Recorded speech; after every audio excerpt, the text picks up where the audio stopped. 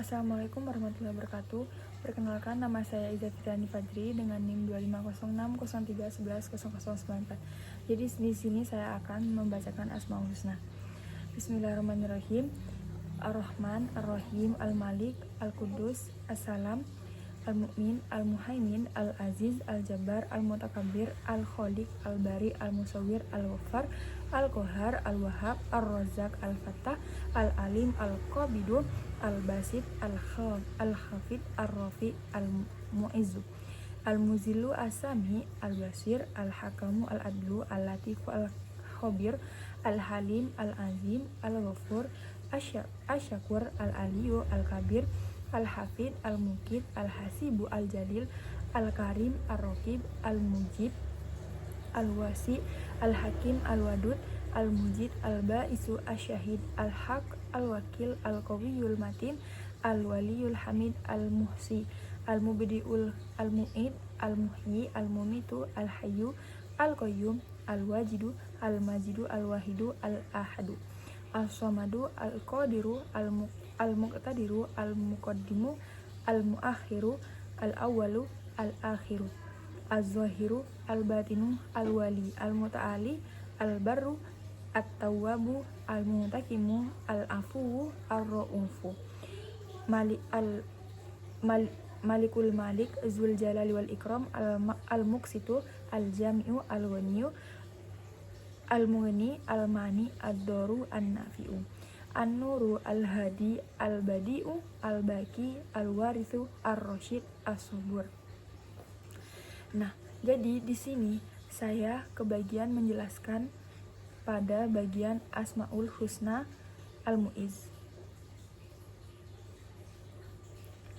Menurut web Santri Cendekia, Al-Mu'izz artinya yaitu Maha memuliakan.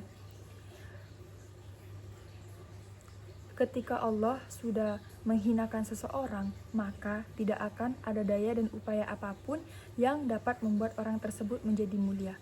Begitupun sebaliknya, ketika Allah sudah memuliakan seseorang, maka tidak akan ada daya dan upaya apapun yang dapat membuat orang tersebut menjadi hina. Memahami sifat Allah yang ini penting bagi kita agar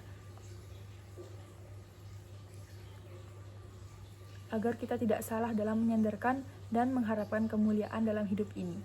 Karena tidak dapat dipungkiri, Umar bin Khattab pernah berkata, kita adalah kaum yang dimuliakan Allah dengan Islam. Apabila kita mencari kemuliaan selain dari Islam, maka Allah akan menghinakan kita. Betapa banyak sekarang orang yang mengaku Islam, tapi justru merasa inferior atau minder ketika sedang bersama Islam. Segan untuk membahas jihad karena takut dicap sebagai teroris. Segan juga untuk menunjukkan girahnya sebagai seorang muslim karena takut dicap radikalis. Takut untuk memperjuangkan syariat Islam karena takut dibilang tidak nasionalis. Takut menyebut-nyebut halal dan haram karena takut disebut fundamentalis. Pokoknya hidup sebagai muslim didikte oleh orang kafir dan munafik. Tahukah siapa bangsa Arab di mata Romawi dan Persia sebelum Islam datang? Orang-orang buta huruf penyembah berhala yang bahkan tidak berharga untuk dijajah. Setelah Islam datang, Allah muliakan mereka dengan menaklukkan Persia dan Romawi di bawah kaki mereka. Tahukah kita siapa bangsa Arab di mata Yahudi sebelum Islam datang? Orang-orang barbar penyembah berhala yang hina dan mudah untuk diadu domba. Setelah Islam datang, Yahudi diusir dan dihinakan.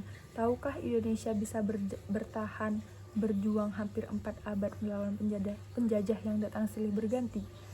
Karena para pejuang membawa tauhid di dalam ruh perjuangan mereka.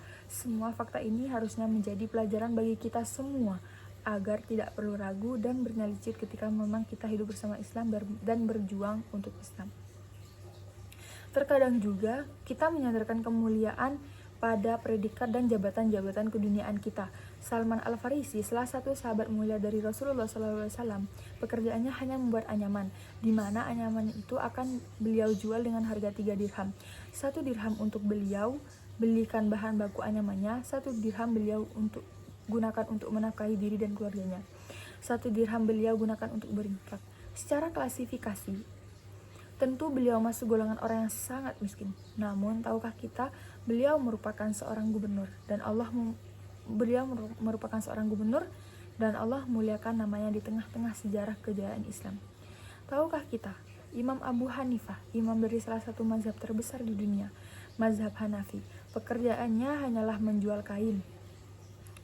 Sebuah pekerjaan yang jika zaman sekarang banyak dilakukan oleh para pedagang di pasar-pasar tradisional, pekerja yang tidak terlalu bergengsi. Namun ketika beliau sudah berfatwa, maka satu negara akan dengan sigap untuk mematuhi fatwa-fatwanya.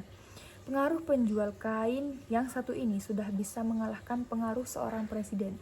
Allah memuliakan beliau karena kedalaman ilmunya. Haji Agus Salim, salah satu diplomat ulung kebanggaan Indonesia yang segani lawan dan dihormati kawan, hidup seumur-umur dengan mengontrak rumah dan naik sepeda ke kantornya. Tapi bagi siapapun yang sudah membaca kisahnya, kalian semua menemukan akan sulit bagi Indonesia untuk melahirkan manusia hebat semacam itu lagi. Allah telah menetapkan izzah atau kemuliaan itu hanya bagi Allah, Rasul-Nya, dan orang-orang yang beriman. Maka tidak akan mungkin bagi mereka mencari kemuliaan dari 3 klasifikasi akan mendapatkan kemuliaan yang hakiki. Sekian penjelasan salah satu Asmaul Husna dari saya. Kurang lebihnya mohon maaf. Wassalamualaikum warahmatullahi wabarakatuh.